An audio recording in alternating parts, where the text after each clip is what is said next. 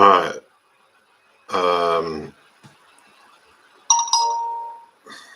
Apologies about that.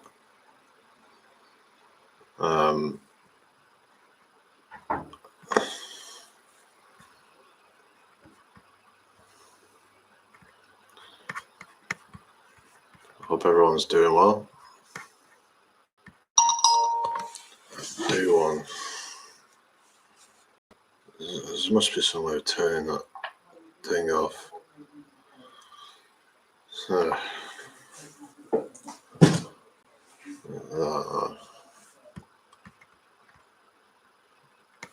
but anyway, it says there's one person, two people watching now. So let me know if you're watching. So yeah, hope everyone's had a good weekend. Smash the like, share the stream.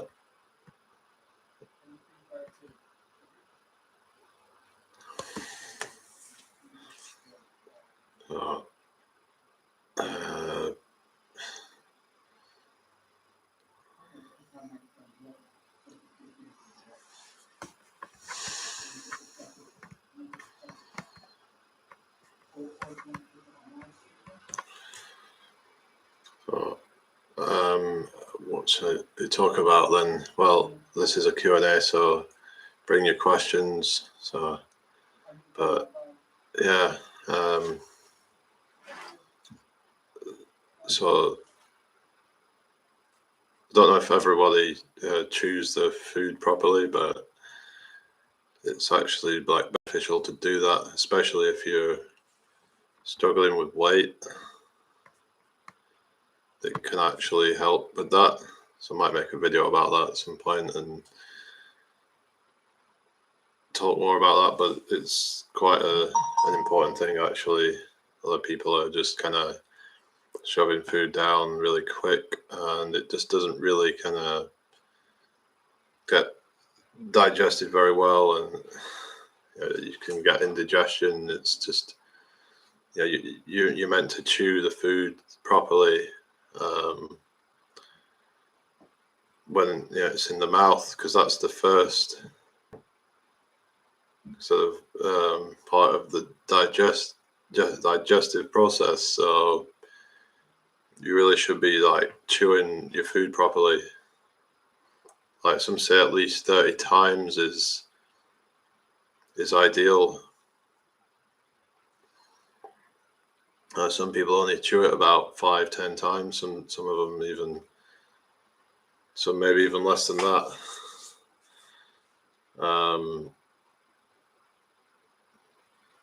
Like they're not really working their jaw very much.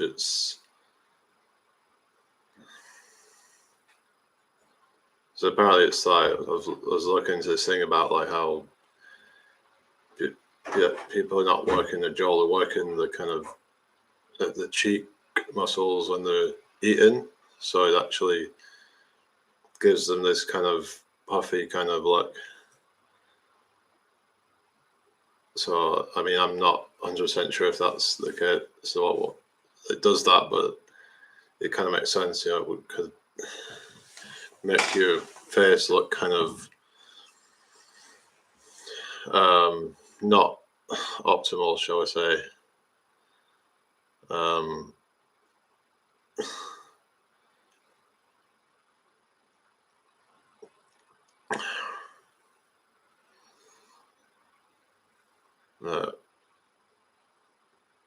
Anyone watching, let me know if you're there.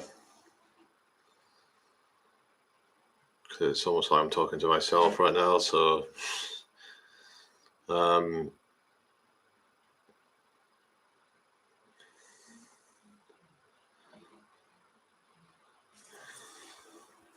let's just share this out onto Twitter.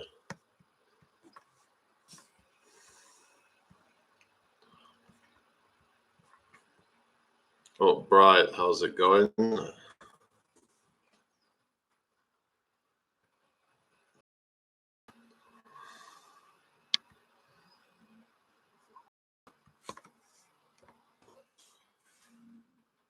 smash that, share the stream, everybody. We've got 4 people watching, so just hit that like button, share it out if you can.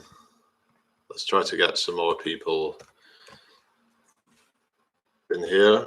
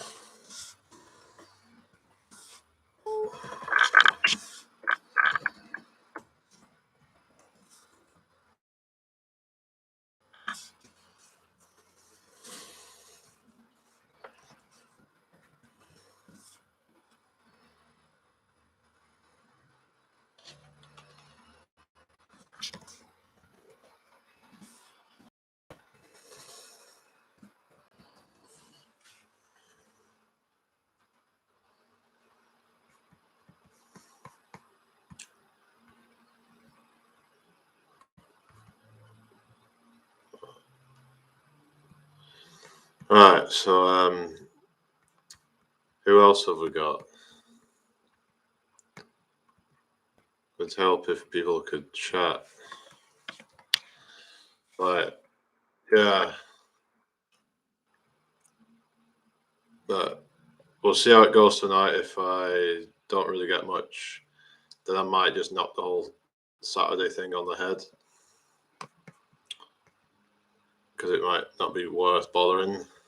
Like, if I don't really get a lot of people turning up and not asking questions, then it's not worth bothering. So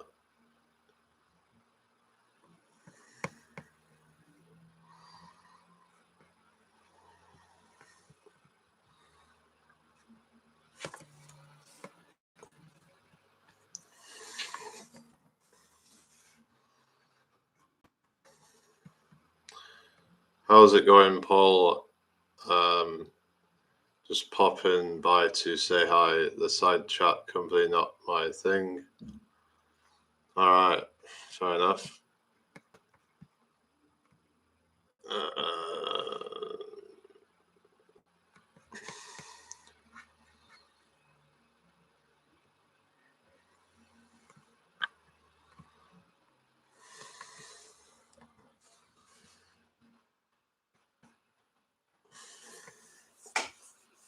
It's not you, Jamie. Well, no.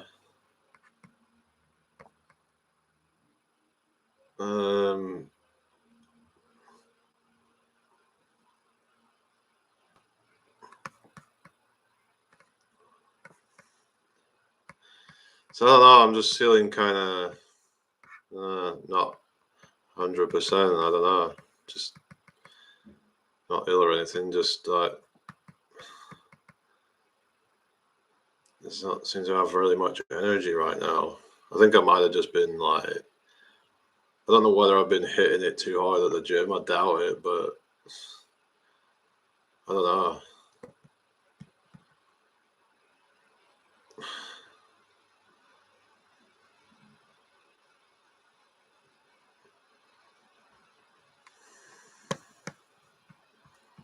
I mean, I don't get like really sore or anything after the gym, so I don't know. It's just, I don't know, maybe it's just time of year. I don't know what it is, but just I don't really feel like doing much right now.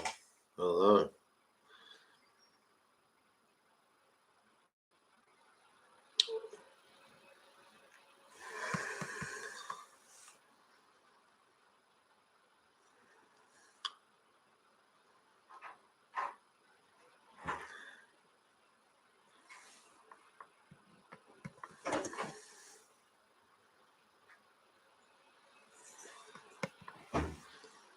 Just feel kind of a little bit unmotivated, but that could just be the time of year. It can do that to some people.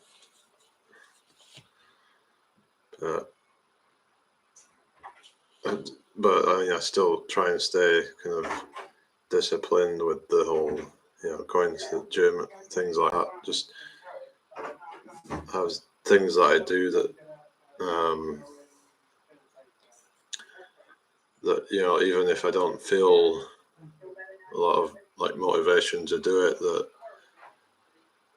that I still do it because I have self-discipline. So I think that's really important to have that, because when you don't have motivation, you need to still have discipline, self-discipline.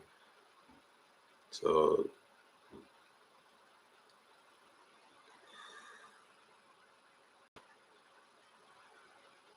you might think, I don't really feel like doing anything today, but it's like, well, I've just got to get through it, That's what you got to do. You got to power through sometimes. How's it going, Suzanne B? I'm all right, thank you. How are you doing? We all have our ups and downs, mate. Don't stress or worry. Hopefully a good night's rest, and hopefully tomorrow I'll feel a lot better. And I'm not like terrible or anything, just kind of a little bit. I don't know. I mean, I don't think I'm sleep deprived, but maybe I'm a little bit. Thing is, if you do a lot of like physical activity, you do need a bit more rest or something. So it's like, suppose that's one of the downsides to it, because you won't really have much energy for anything else. So like, if you're putting so much energy into like doing exercises and stuff, then you won't have a lot of energy to do other things. So that's the sacrifice that you've got to make with it, in a way. Like, the only things that you can really do apart from that is kind of things that are like sort of, kind of, not very energy kind of intense.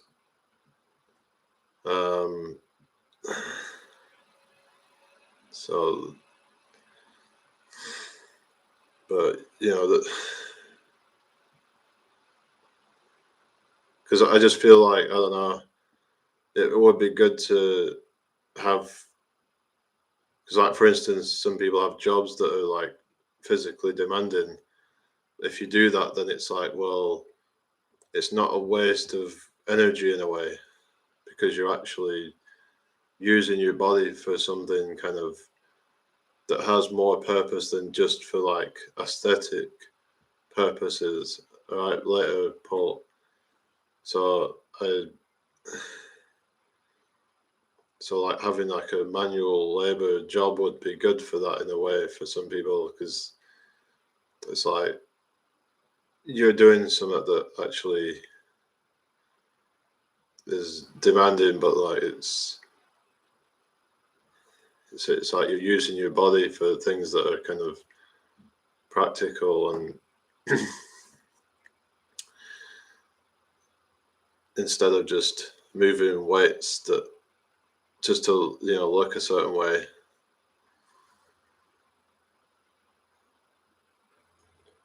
And I don't know. I mean, it's good to have like a sense of achievement when you're getting stronger and all that, but there's still nothing kind of like, it doesn't really kind of benefit your life all that much. Apart from like the like I said, it's just the aesthetic thing, really.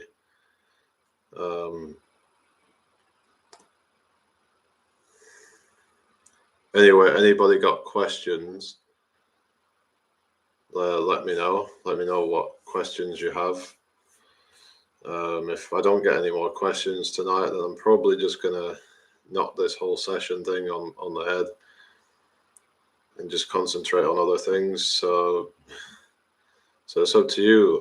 If you want to bring up questions, then I'll keep it going. But otherwise, it's not worth bothering.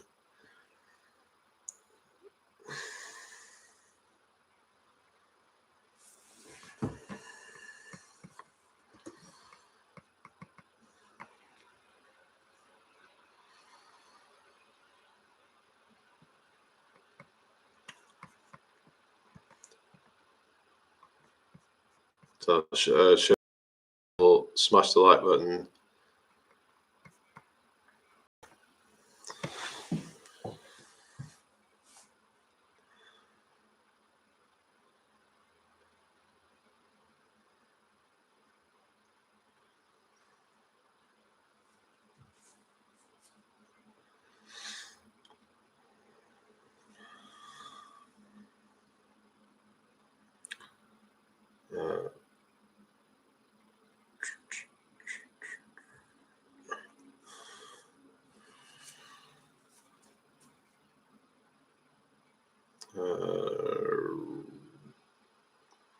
I mean, I can't really understand what you're saying half of the time, right? But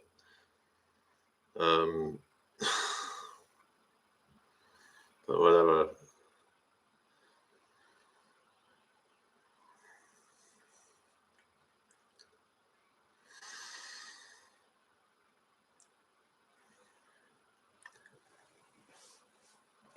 So I was talking before about slow eating, just focusing on chewing the food as many times. Well, I mean, chewing it, about 30 times. So it's kind of been ground down into a paste. So then it's just really easy. Well, not really easy, but it's a lot easier on the digestive system, because if you don't grind it down into small bits, then it's gonna make the digestive system. It's putting stress on the digestive system. You can have like discomfort. It's just not it's not good.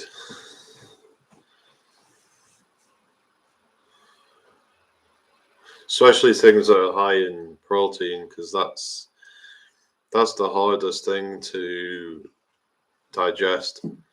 So a lot of people just be eating all this like high protein stuff. They're just trying to swallow it down in like chunks, and it's just like really hard to digest. And I mean, we don't even actually need that much protein. Like, most of us don't need that much protein. Like, I'd say almost everybody doesn't need a lot of protein.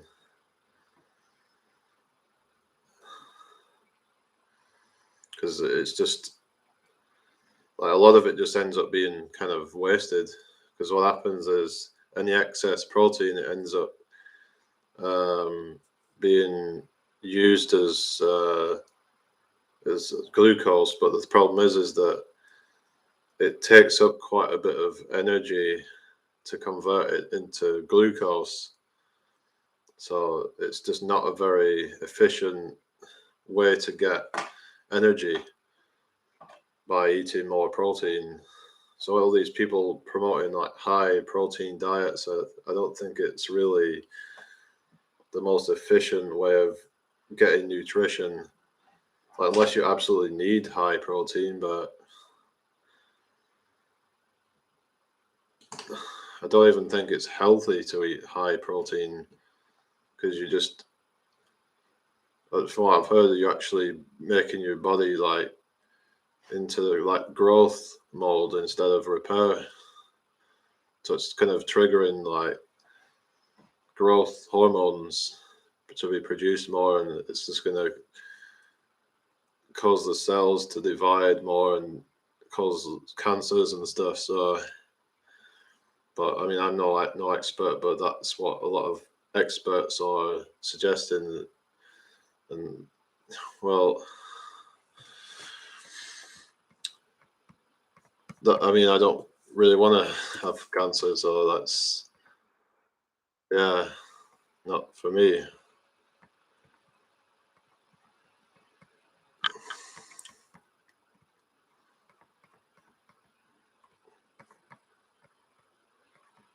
So anyway, I've got 11, 10 people now. 4 likes, so smash the like button. Share this out if you can. Bring your questions. Let me know what questions you have. I'll do my best to answer it.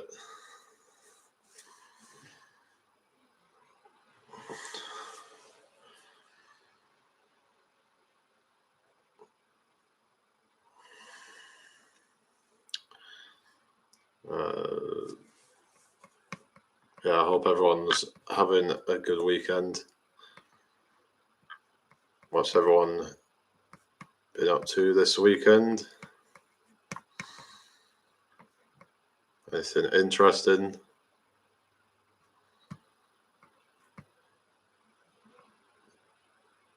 So bring up your questions and I can answer them.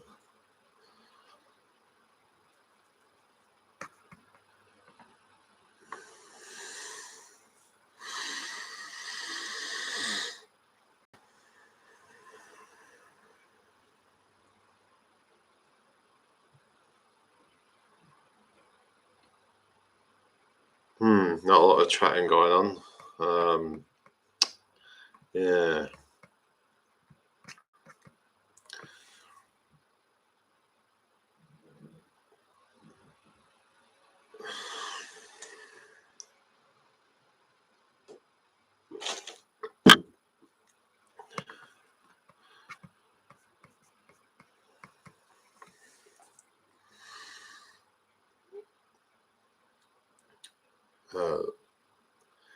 So like I said about protein, like the average person, this is the like minimum requirements. It said for average women, 46 grams a day, and average men, 56 grams a day.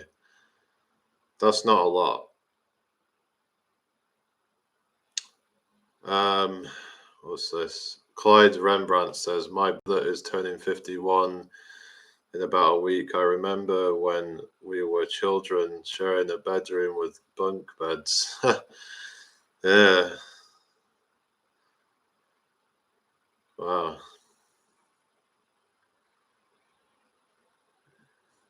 So how old did you say you are then?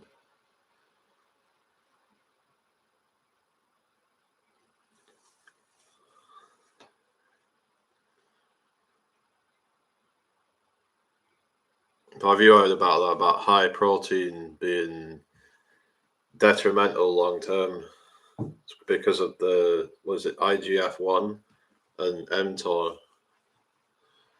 That's what some of the experts are saying, that it can actually raise that, which can trigger the cells just become like into growth mode, so they're proliferating or dividing or whatever, and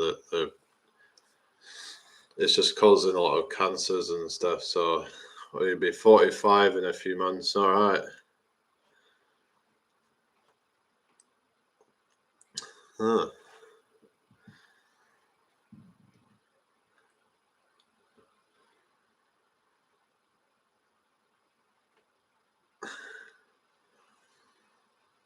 But yeah, one thing I've seen with some of the plant-based eaters, that they do seem to look quite young for their age. Not all of them, but I see some of the, like, some of these YouTubers.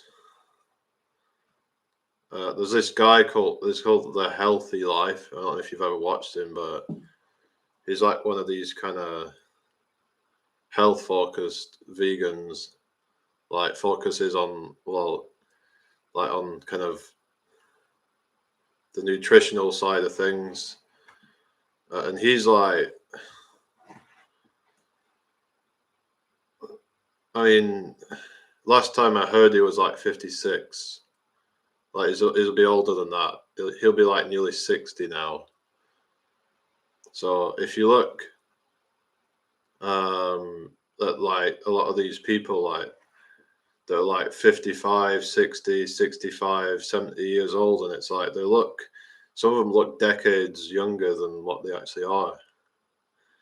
So it shows you that the lifestyle has had some impact on the longevity. I'm not worried about protein.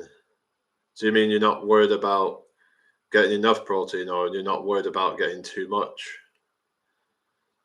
I mean, I suppose unless you're eating like kind of, it's hard to get too much as a vegan, but it's it's hard to not get enough as well. So both, right? But yeah, I mean, I'd say it'd be quite hard to get too much, because it's just like, unless you're eating loads of like nuts and loads of stuff every day and loads of protein powder, then you're probably gonna like be, sort of getting a kind of sort of more of an average amount, really.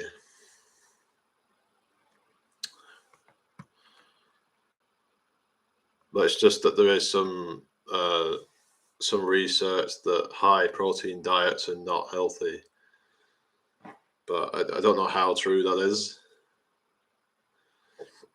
But it would make sense that obviously if you're constantly in growth, then you're not repairing, and there's all this like damage that's accumulating.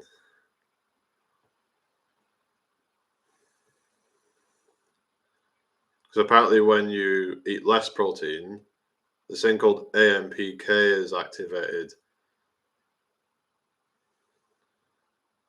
So, which is like the repair mechanism. So this happens apparently like after exercise, it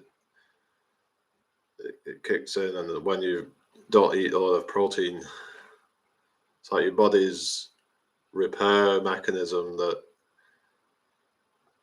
so it's like the opposite of mTOR, which is like the growth pathway.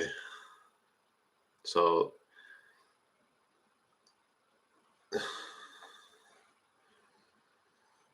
mean, I don't know what, when they say high protein, like whether they mean 150 grams, 200 grams, 300 grams, 400 grams, 500 grams. What do you mean when you say high protein? That's kind of how's it going, Jed? Does it just mean higher than what most people are eating? What does that mean? What exact amount would that be? Because the amount that each person eats is quite varied. So we're having an identity crisis. Having an identity crisis, the identity of infinite awareness is incompatible with the ego. Yeah, I mean, yeah, this is the thing, because of like the ego means that there's an I, and there's an importance of I, but then this whole infinite awareness thing is like, means that I is not important. Like I is just a part of the whole, which is infinity or something. I mean, but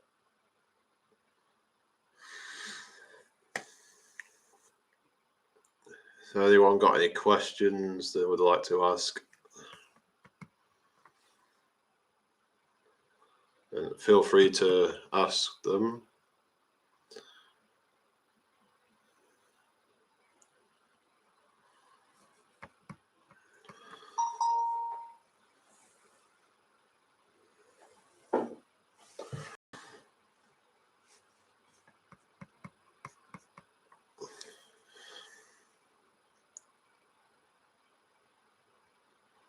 So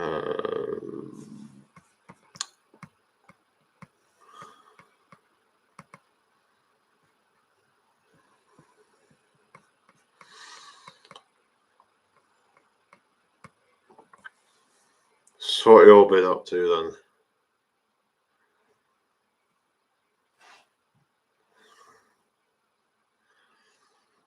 I'm not going to be talking about current events or anything like that on here. This is just purely for like health and well-being, really. So I'll be talking about that on my other channel tomorrow. So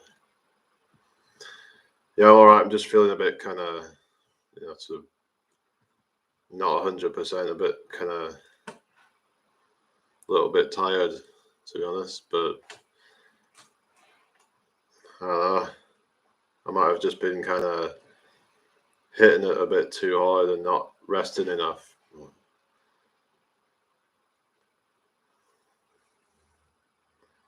So I've been like I might have been working a bit harder at the gym or something today. Not today, I mean, but this last sort of week or so, I've been but sort of increasing the volume of it basically a little bit. So I don't know whether I don't know. I tested my tap water today. All right. Did you make a video about it?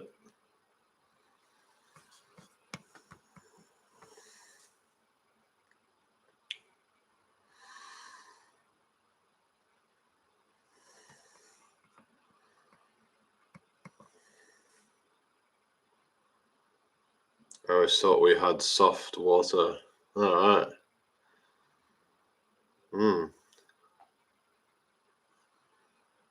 Well, I think anywhere like on the east side has hard water, because we have hard water here apparently. So, because like when people come from the other side of the Pennines, they say that water here is like kind of tastes funny.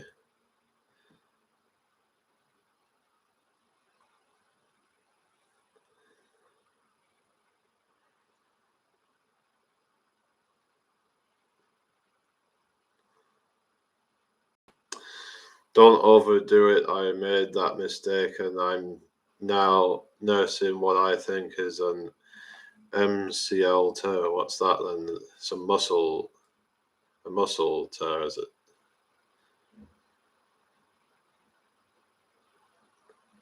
Yeah, so it's important, just to not overdo it and do like rest.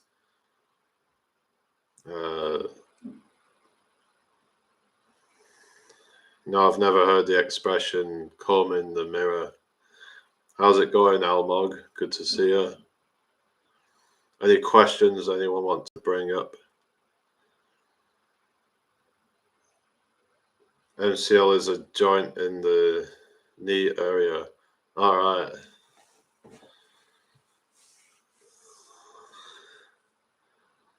So is this with the biking that you've been doing?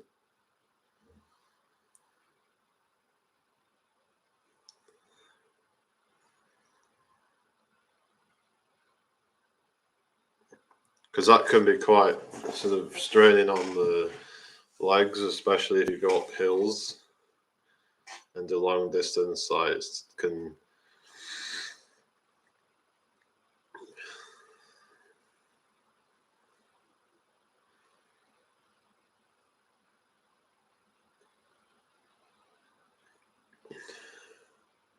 But running's worse on the joints, though, I think, because it's like higher impact. So things like cycling is better, and things like swimming, like those are like low impact sports.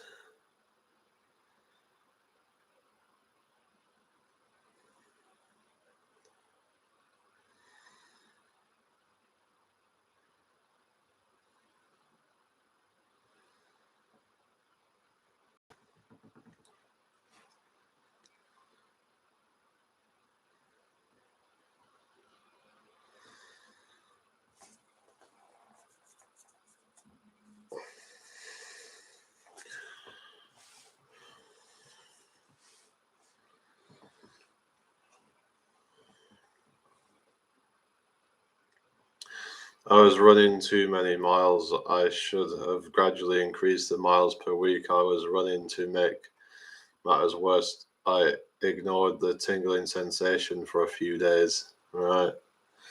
Well, that's not good, is it?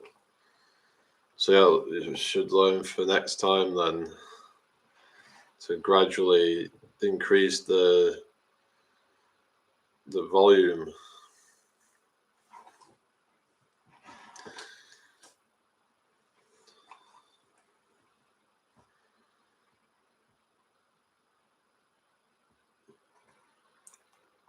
I jogged for the first time 8 days ago. I had a bad back since. Haha. I'll stick to walking. Well, jogging's not too bad, but so it depends on the distance and all that. But cycling is better on the joints than running. But I mean, walking's good, but it's like, well, you don't really get any. It's hard, It's like, I mean, yeah, you could. It's just it would take a long time to get anywhere walking. So cycling's better for that, like sort of. All right, see you tomorrow, Jed. So the cycling's better for like trying to get somewhere, but it's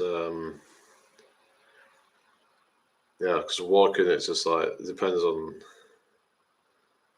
I mean, like walking up hills and stuff like mountains and like it's good can be good doing that sort of stuff, but yeah, I mean.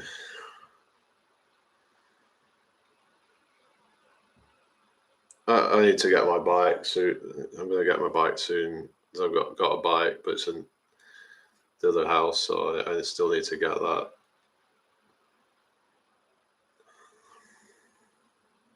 I'll need like lights for it, so that I can go out in the evenings or whatever, and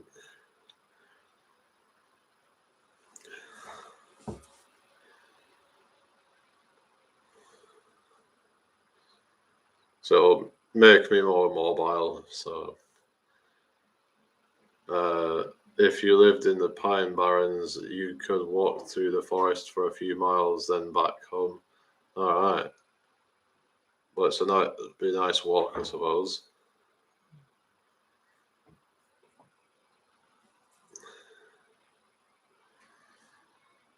I have a road bike. It's a giant Conten 3. I've had it for a few years now. All right. Yeah, road bikes are good if you're like trying to go for long distances on the road. Mine's a cross bike, so it's kind of somewhere between a road bike and a mountain bike. It's good for like kind of some off-road things, like going on kind of rough paths and stuff like that. But I mean, it's just kind of so it's like a sort of well-rounded bike really, but like I mean it's not you can't really go up like mountains and things on it, and you but if you do like sort of off roads, it can do that, but at the same time it can still kind of go pretty quick. Like you can go up hills and stuff and like pretty quick, but not like as quick as you would on a road bike. But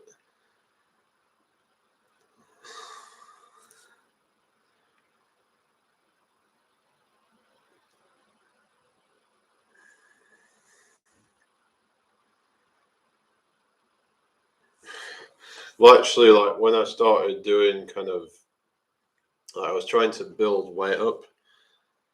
So like for a few months, I was like, I just didn't do hardly any cardio at all, because I was thinking it would kind of, because it would, because of how much energy that you expend doing that stuff. I just wanted to kind of reserve the energy to do the kind of, like, I was doing things like push-ups and things to try and work on like strength and build up kind of some lean mass, because I was really skinny at the time. So I was like, I didn't want to do cardio, because cardio is very kind of, it burns a lot of calories, and it would mean I'd have to, like, I was like, well, I'd have to be eating an insane amount of food. And I'm eating quite an insane amount of food right now, like compared to like the average person, I would say.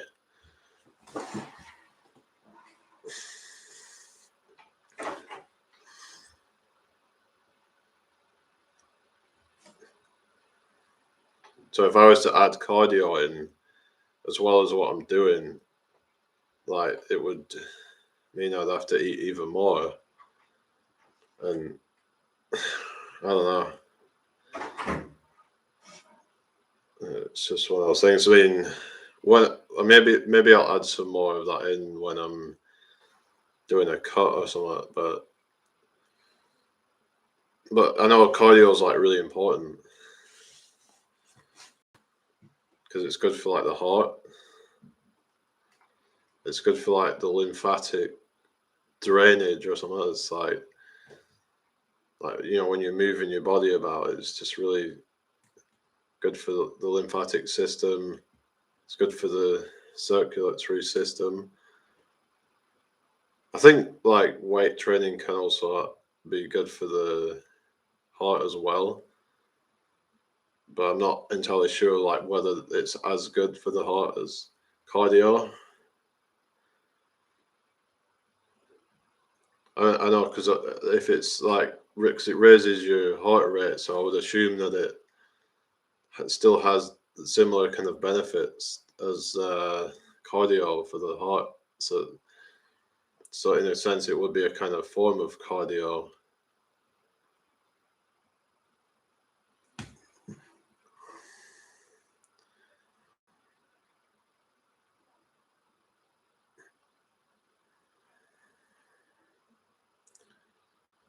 I would use the hybrid for bike packing. All right. Yeah. Well, I did have a hybrid, but well, mine had like it was like you were sitting in the upright position, and whereas with the one I've got, it's actually got drop handlebars, and it's you're leaning forwards. So in that sense, it's more like a road bike, but it has kind of somewhat chunky tires. It's somewhere between kind of road bike tires and mountain bike tires.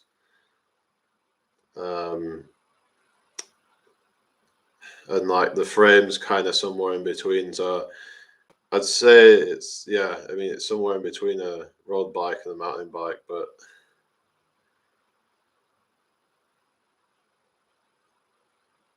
it's just that it's got the drop handlebars on it and the more sort of aggressive seating position, because I think it makes you go faster or something, because I think it's something to do with the aerodynamics, that when you're sort of leaning forwards, it just makes you go faster. That's why cars are designed, like, you notice the fast ones are designed to be like quite sort of low, actually. So it's something to do with the way that I mean, it's to do with like I said, it's aerodynamics. It's to do with like resistance, I think, and there's less resistance on these cars, so they go faster.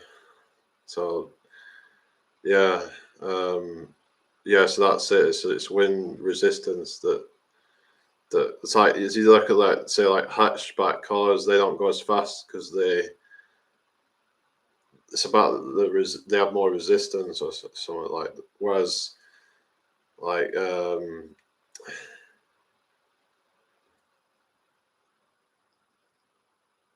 like like the kind of ones that are kind of lower sort of that they tend to go fast.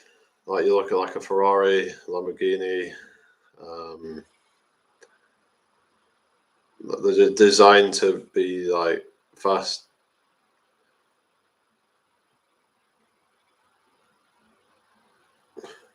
Yeah, I've seen motivational doc. Yeah, he's yeah. I mean, somebody that I watch is actually like friends with him apparently.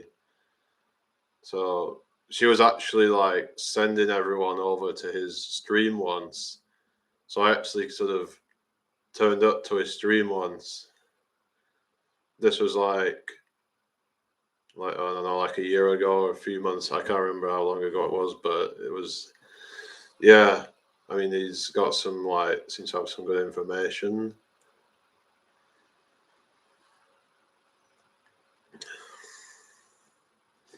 But I haven't watched him for a while.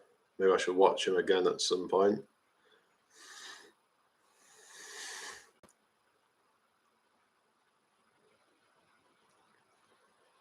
Cardio makes the heart muscle stronger than strength training, but the latter does help too. Yeah, I have seen that it can help as well, but yeah, cardio's like, well, the thing with cardio, it just makes you like sweat more. I've noticed. Like if I just do strength training, I just don't really sweat very much. Might be because you have like breaks in between sets and stuff, so like you're not, it's sort of like short bursts that you're doing. So you're not like kind of, whereas like if you're doing cardio and you're doing it for like a long period of, well, like for like half an hour or whatever, just like running or jogging or whatever, you're gonna build up a sweat and you're gonna be really sort of making the heart become stronger. So yeah,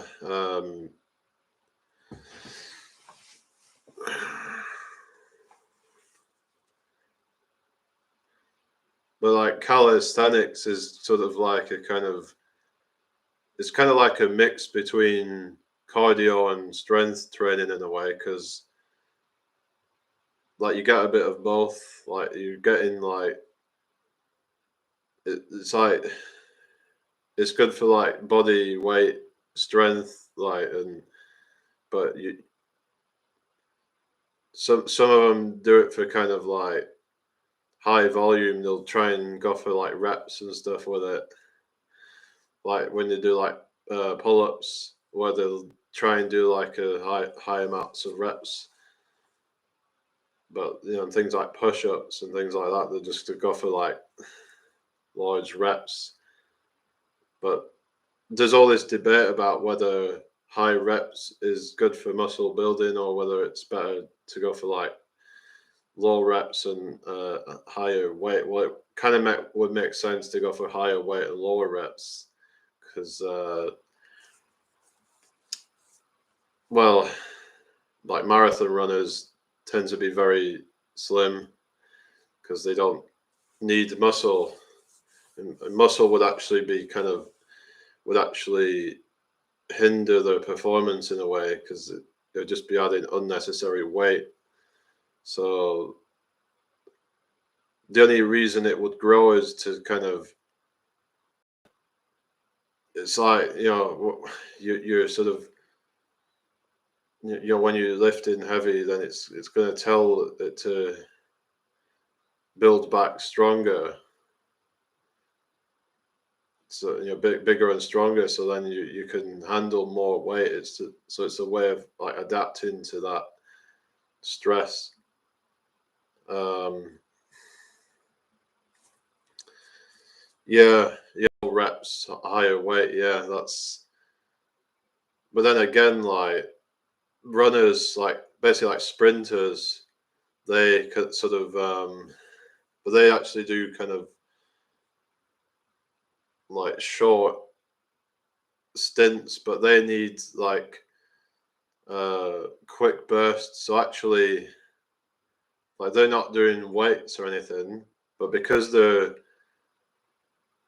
doing it so intensely, they need that muscle glycogen stores in the legs, so they can have that sort of explosive power, if you get me. So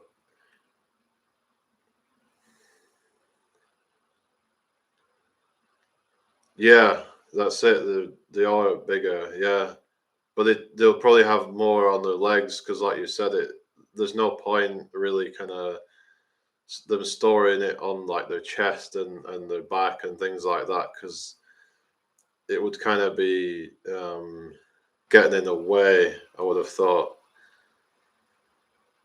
because it's just adding like unnecessary weight.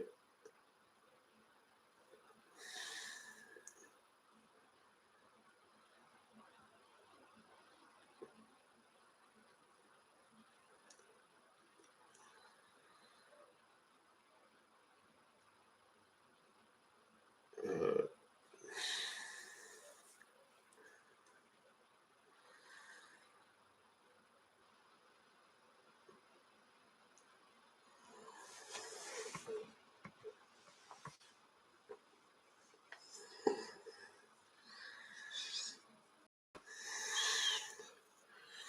I'll keep it going a little bit longer, but then I'm gonna wrap it up. So, anybody got any questions you'd like to ask?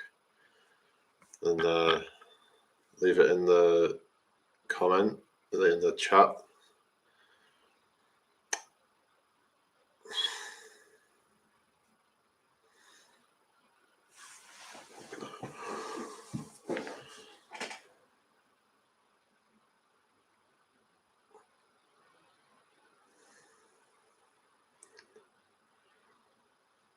So I don't even know if like, say like the amount of reps I do and everything is even necessary for what I'm doing, because I mean they say like you know you can just go for low reps and high weight, and but if you're doing all these kind of, because what I'll do is I'll kind of mix up and do like high reps and lower weight. It'll still be like on somewhat of a high weight, but it will be lower. So I'll just mix in different like kind of things.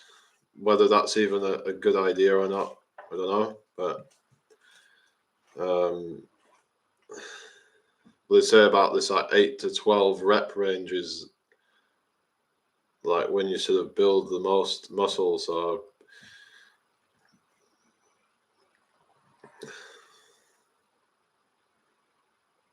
it's too cold for cycling now. Even if I didn't have a ligament tear, there's a few inches of snow on the ground where I am now. All right. Where did you say you live? Was it Pennsylvania or something? I can't remember, but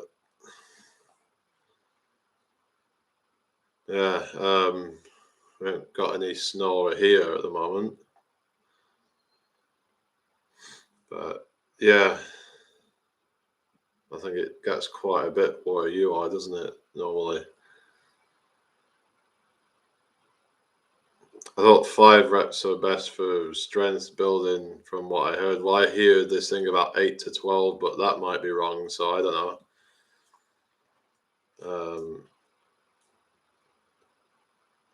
I mean, I don't know what to believe. I mean, you just got to try and figure out what works for you. South Jersey, suburb of Philadelphia. All right.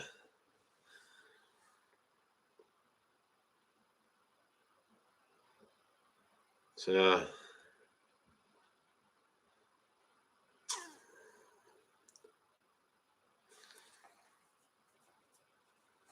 Well, I wasn't far off because, like, well, Philadelphia is actually Pennsylvania, so you're almost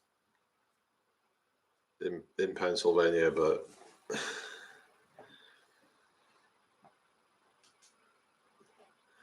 I know like New York gets a lot of snow in the winter.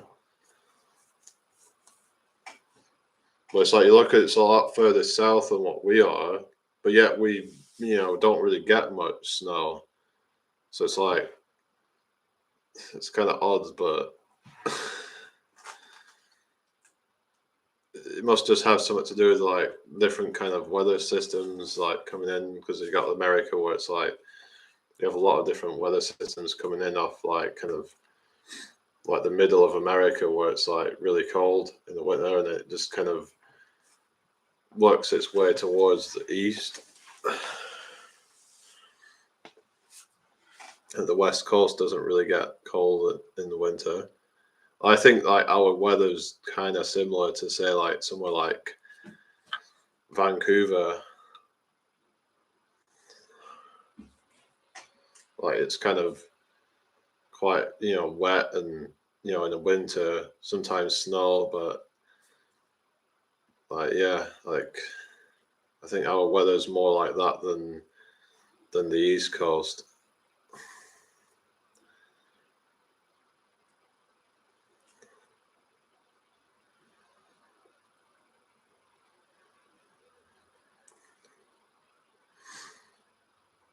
But well, Vancouver's in Canada, but I mean it's like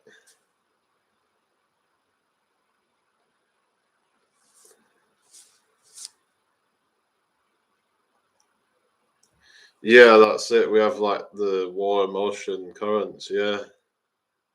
Whereas like if you live like far from the sea, then you tend to avoid all of that. Or if you live like to the opposite side of the kind of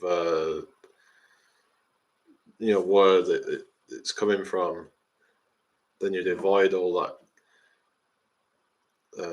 sea kind of like the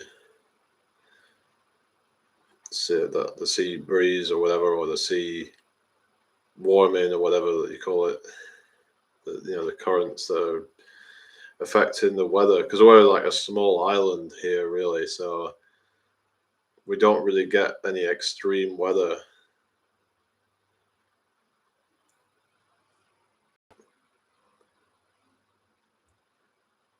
Yeah, I've heard, yeah, Winnipeg and Edmonton, they have like really cold winters. Yeah.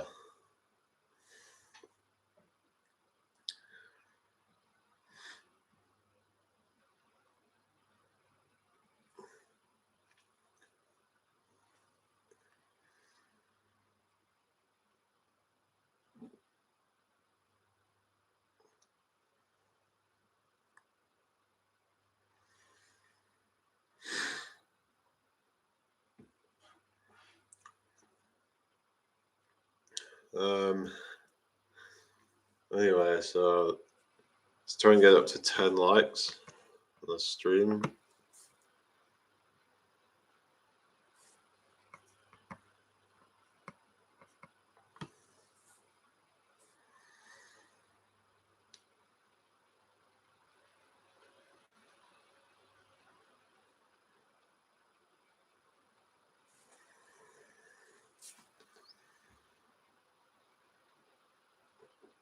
So we're on for an hour now, so any questions you'd like to bring up?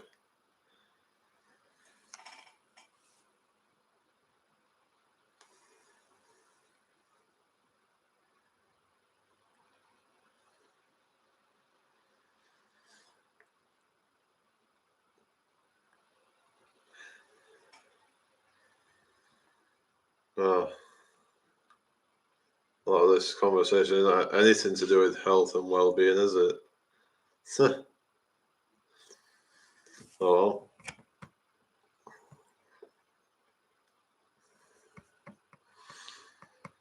is what it is.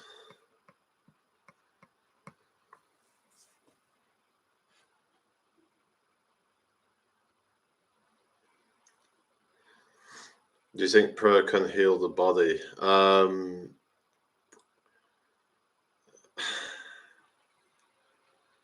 I'm not sure about that really.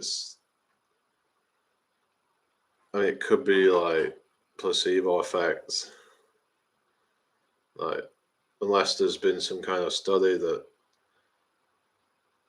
shows it. I mean, I'd have to look into that, but it could be something to do with like the vibration that, or something that I don't know. I mean, I mean, when people do like sort of meditation, it's like when some that they'll sometimes sit in that position. It's like they're praying. I mean, maybe there's some truth to it that just the act of it is like kind of like that it could sort of like help with healing, but I can't say for certain. But it's said that grounding is good for healing, and I've been looking a bit into that, and that seems to be kind of there seems to be some truth to that. I don't know how much, but lots of people swear by it.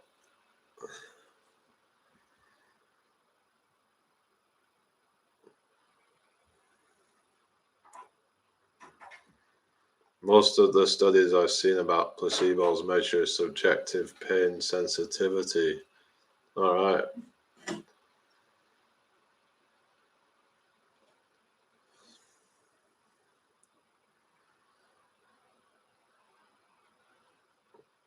Well, I know that like the brain's very powerful,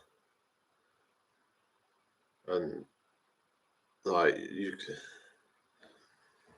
like if you trick your brain to think that like that you're not well, then it is some say it can actually manifest in a way that you don't feel well, and so it could happen the same the other way around. That so maybe it's like the prayer just kind of um, if you believe in that prayer, then it might so that because every thought is a vibration, that just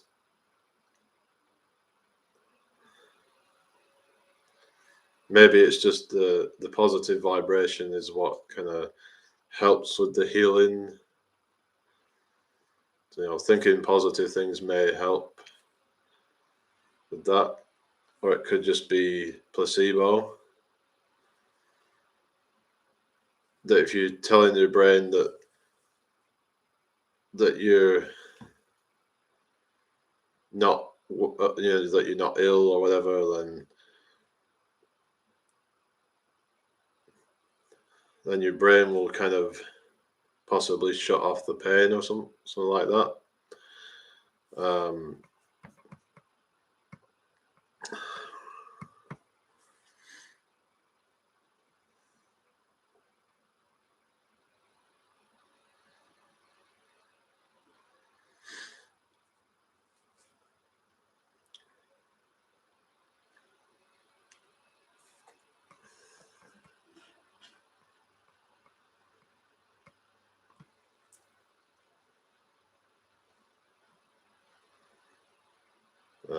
yeah, so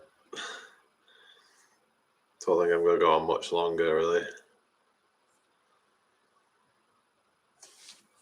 But if anyone has any last questions or anything before I finish, then now's your time to bring it up.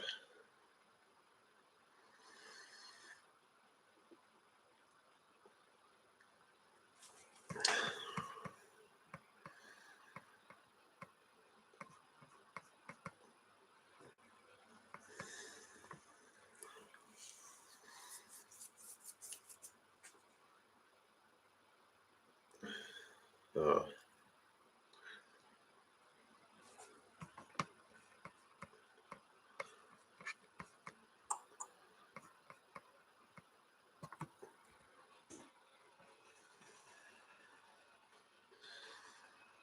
anyway, yeah.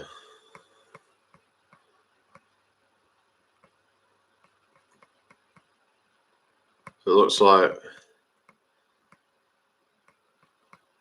no one's really got any other questions to bring up, so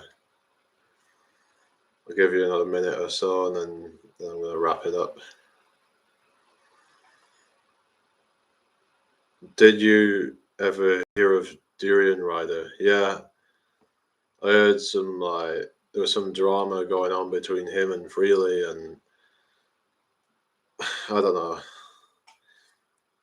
But I've heard he was promoting a very kind of unhealthy diet or something about like eating loads of refined sugar and white rice and things like that. So I don't know,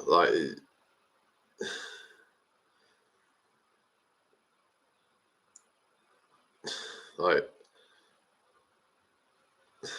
drinking Gatorade and stuff like that. I mean, I don't know. I don't know whether he promotes that or what, but he changed quite a bit. I followed him before he became YouTube famous. Well, I suppose YouTube fame can really sort of get to people's heads, can't it? So yeah, it can definitely bring out the worst in people. People just need to be kind of mindful of not allowing them to become corrupted when they get famous, because there's a chance that anyone could get famous at any time. So you've got to kind of think, well, to sort of stay true to who you are when you're famous and don't become kind of a douchebag or whatever. And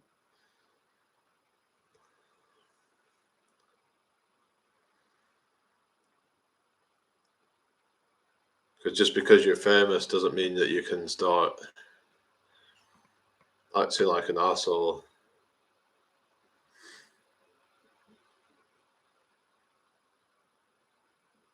But yeah, I mean, I've only watched a few of his videos. I mean, I don't really. I've only watched a couple of his videos, but um, yeah, I don't know. There's just a lot of drama on the internet. There's a lot of drama in the fitness industry, a lot of drama in the veganism, and a lot of drama in all sorts of stuff, isn't there? Yeah, and he advised overeating. Well, it was probably because of all the cardio and stuff, because you have to like eat a lot if you're doing an insane amount of cardio. So you've got him that advises overeating, and then you've got Freely that advises undereating, basically. Because I think that Freely goes a bit too far with the whole, like, the whole skinny thing, and then she kind of shames people that are not that overweight. I just think that's a bit going too far, really. That how's it going, Eternal? Eating that much might work for someone who is as fit as him, but most people couldn't burn that much energy. Well, he should then sort of like, say, well, this is what I do, but you've got to do what's right for you. I thought freely advised women should eat 2,500 calories a day at least. Well, maybe she did. I don't know, but she promotes very kind of to be very skinny is for what I've seen. But maybe she just says you should eat lots and then just do loads of exercise. I don't know, but well, women eating 2,500 calories is quite a lot actually. When they're only said to eat about 2,000 calories a day, and men about 2,500. But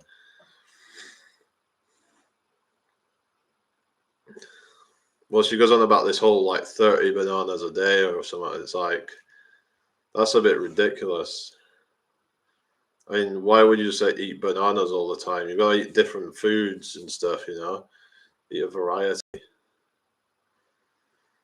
Obviously, she don't eat that many bananas, does she? I mean, no way.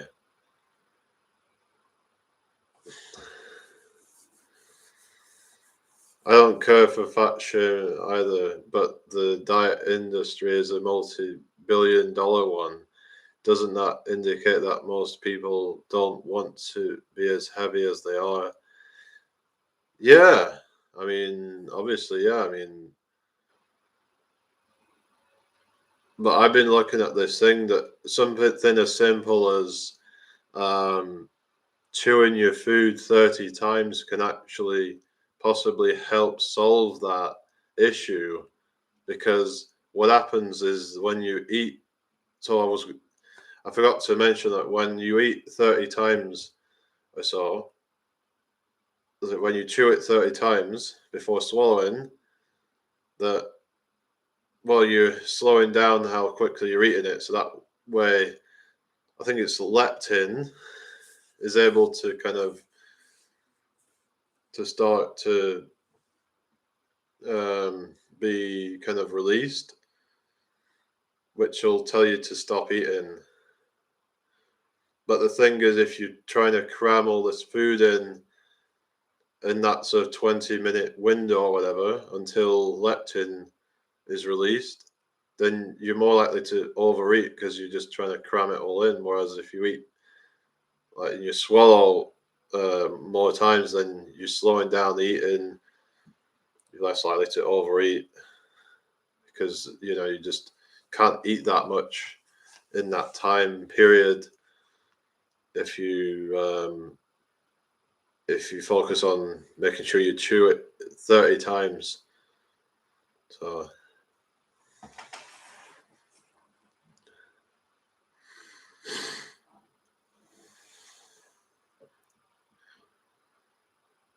but yeah, most people don't want to be as heavy as they are, and some people are trying to tell you that it's okay to be that way, which is really dangerous to tell people that.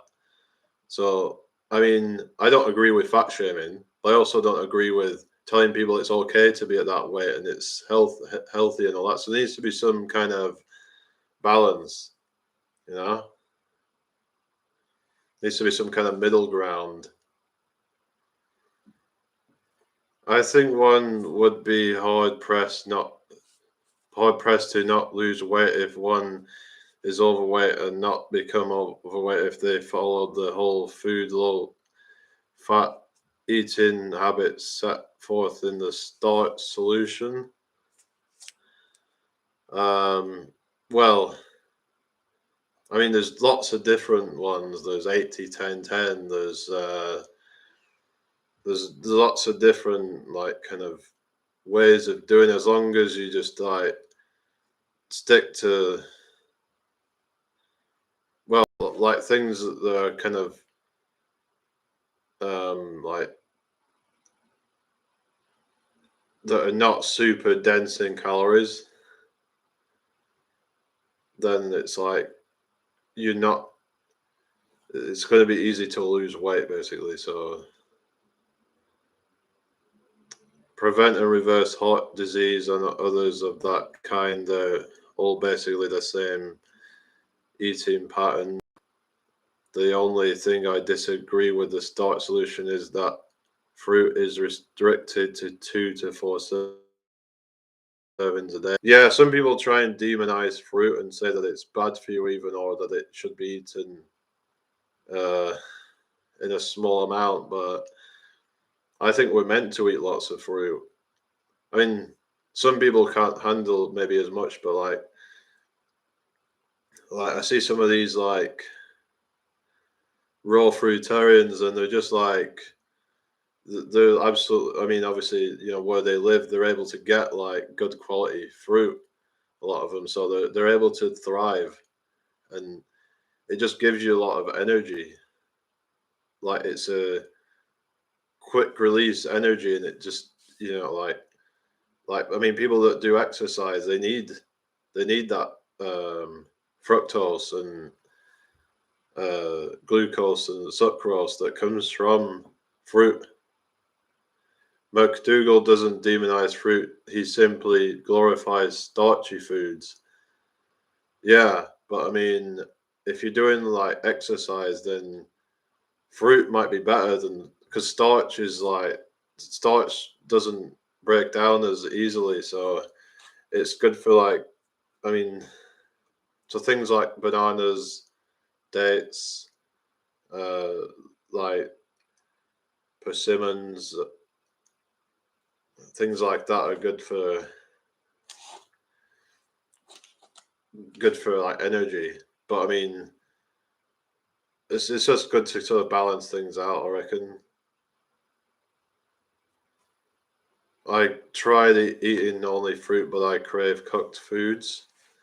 Well, that could just be like addiction, but I mean, if you've eaten cooked foods for so long, then it's, a lot of these raw foodists, like they actually some of them actually admit to eating some cooked food from time to time. So even they don't eat like 100% raw. Like this channel I was watching, like admitted to like eating cooked food. So I mean, there's very few that do it 100%. I feel like cooked starches stay in the stomach longer. Yeah, but I don't know. I guess it.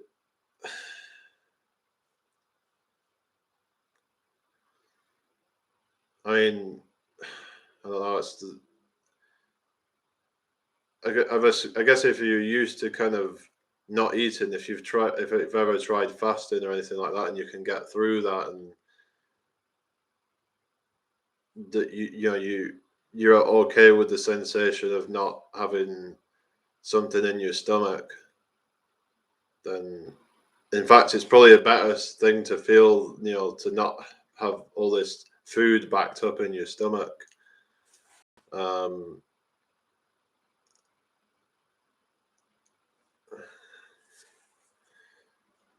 but yeah, but yeah, they say stuff like cooked food is a toxin and all that. That it it leaches out nutrients, which is true in some cases, but some foods can actually, the nutrients can become more available when they're cooked. So it depends on what food it is. I certainly think fruit should be eaten raw, and yeah, like salads and stuff like that. That should be a lot of that should be raw, but obviously things like potatoes need to be cooked. Um, rice. I mean, things like carrots. I mean, I don't know if, I mean, like if you're on a diet, then it's probably better to eat them raw, but you get more calories when they're cooked, and some nutrients might become more available when they're cooked. So they might be better for most people, like to eat cooked. Things same with sweet potatoes.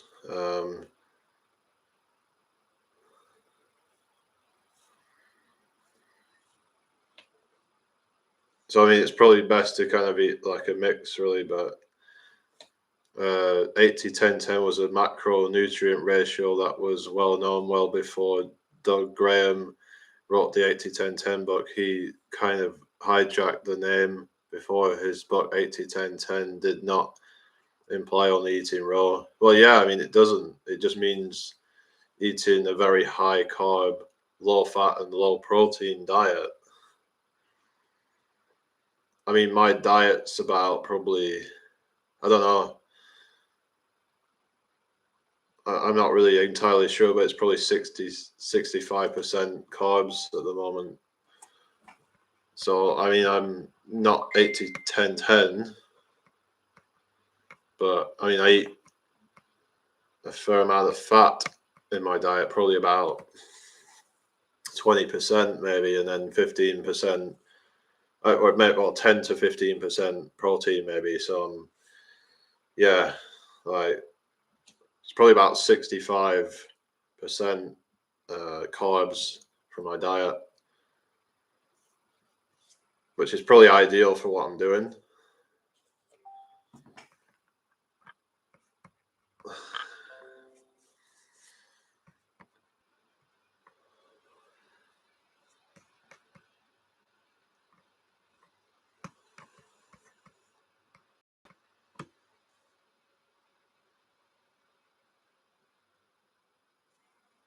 But yeah, some people say like, because it's unnatural to eat cooked food and all that.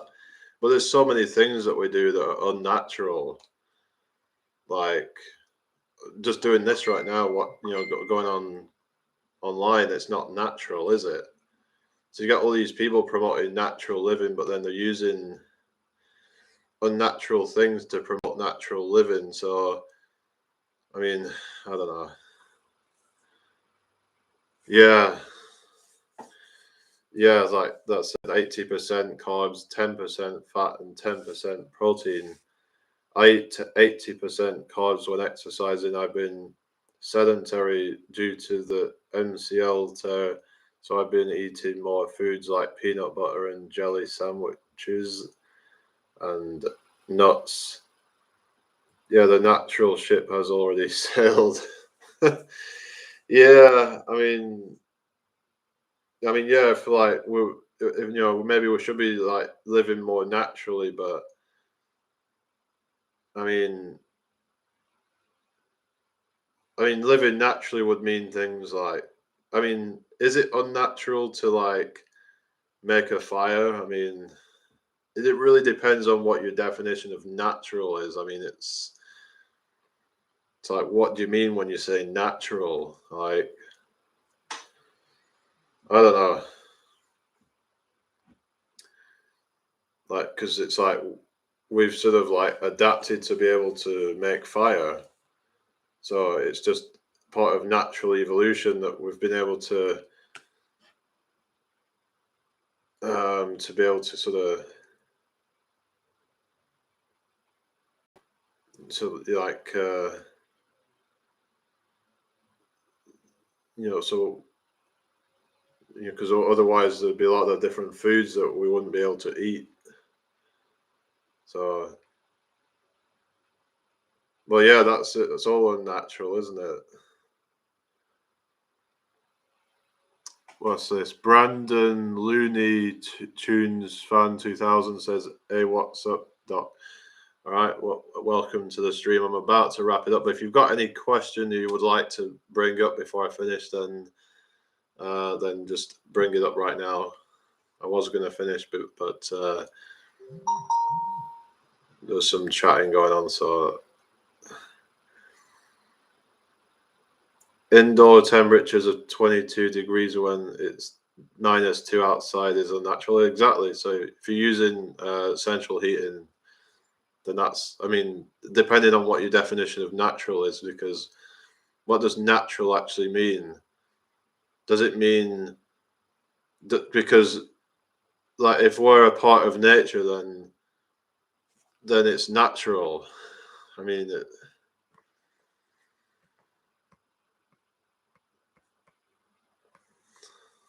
people try and like debate the term natural, but whatever.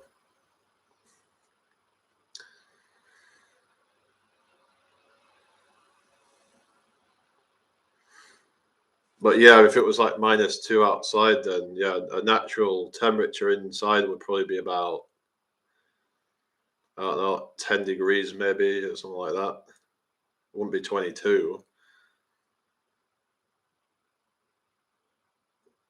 Some say a city is as natural as a beehive. Well, yeah, exactly, because they have their own kind of like construction. Like, for instance, a beehive or a bird's nest or something like that. It's like every kind of species has its like own kind of like a spider's web, or something that they create that's to be able to kind of sort of to survive and to thrive.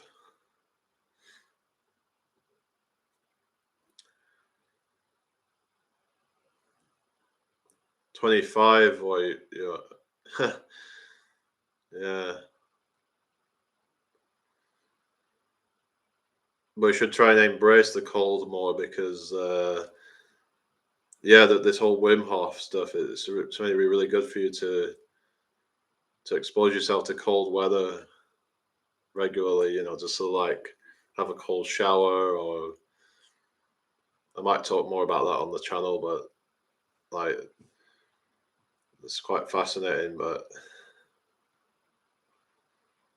yeah, it's meant to be good for the immune system. It's meant to be good for like your, to reduce stress, to make you more, uh, to improve your cognitive function.